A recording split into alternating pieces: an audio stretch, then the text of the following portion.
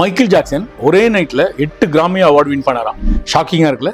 அதுக்கு பின்னாடி பெரிய ரகசியமே இருக்கு. என்னன்னா, மைக்கேல் ஜாக்சன் விடிய காலையில 3 மணிக்கு கூட அவரோட மியூசிஷியன், அசிஸ்டன்ட்ஸ், டீம் மெம்பர்ஸ்னு எல்லாரையும் ஸ்டுடியோவுக்கு வர சொல்லி ஒரு சாங் ஐடியா வந்துச்சு, ரெக்கார்ட் பண்ணலான்னு கூப்பிட்டேன்னு சொல்லுவாராம். அவரோட மேனேஜர் இந்த டைம்ல எங்க காலையில வர சொல்லிருக்கலாமேன்னு கேட்டா, கடவுள் எனக்கு ஒரு ஐடியாவை கொடுத்திருக்காரு, அதை நான் யூஸ் பண்ணலன்னா என்னோட காம்படிட்டரான பிரின்ஸுக்கு கொடுத்துருவாரு, அப்புறம் அவன் என்ன அடிச்சுட்டு முதல்ல இடத்துக்கு வந்துருவான்னு சொன்னாராம். இதுல கவனிக்க வேண்டிய விஷயம் ஒண்ணு இருக்கு.